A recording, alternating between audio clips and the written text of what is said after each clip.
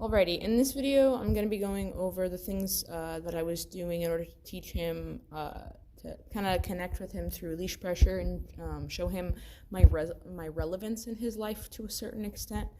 So this is basically just going to be a walkthrough of how I'm teaching this so that you can go home and copy the best that you can. And you can, in this video, I'm using a prong collar, but in actuality, you can practice this with any collar because leash pressure is leash pressure. But the reason I picked the prong collar was because of his mannerisms and his temperament, I could tell he needed something that caught his attention a little bit more than just a martingale.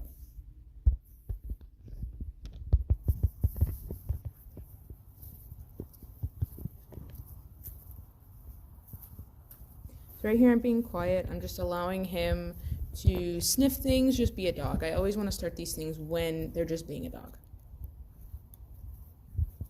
Okay, so right there you're going to see that I did a couple pops. Let's go ahead and rewind that. Did a couple pops right there. And what I'm doing, so right there was one set, and he did not respond, okay? There's a bend in the leash, which I remember you telling me about. So I want to keep that when I'm not adding pressure, obviously. And I only want to turn pressure on when I'm expecting a response. So I'm applying that pressure, those little pops. There's no response. So I do them again to regather his attention. Yeah.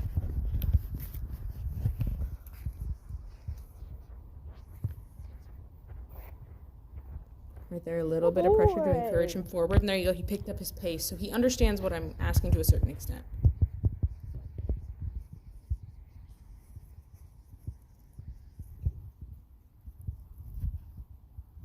Tulsa, let's go.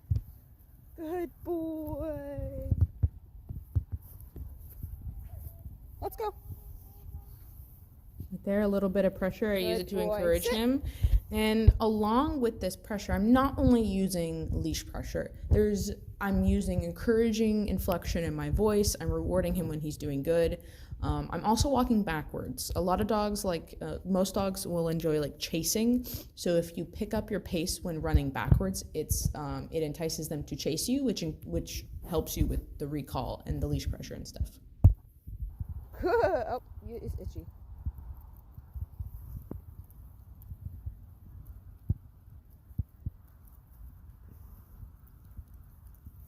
Come on, let's go.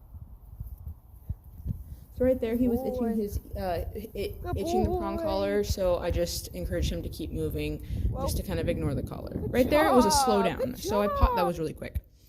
So we're walking, and I want to see what he does when I put the brakes on. That's what the brakes are when using leash pressure. It's just pop, pop, pop until he stops. And for that, I was just getting his attention. And the moment he did what I wanted, it was good. I gave him a pat, and he was able to sniff. Tulsa, come. So I said the cue, and then I go up, and I use the leash to keep him accountable.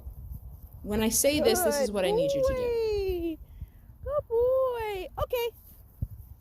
Come on, baby. Let's go. Good boy. And there's that leash pressure forward to encourage him to move. Just keep moving. And this is a 20-foot long line, so he's got a lot of room.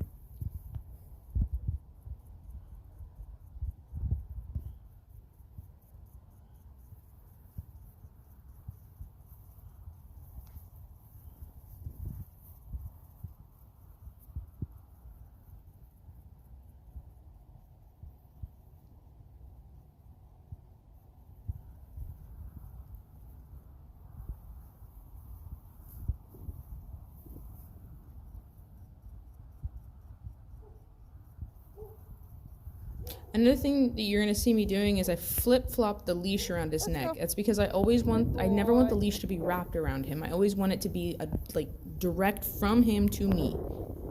So I can ensure that there's always clear directional pressure.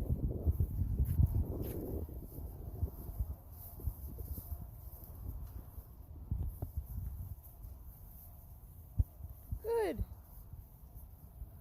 So I'm using his sniffing specifically as a distractor, because I know he's going to want to do it. So I allow him to make those choices, and I just show him, hey, you can do that, but you also have to listen to me. So perfect. Come, Mr. Tulsa. So perfect.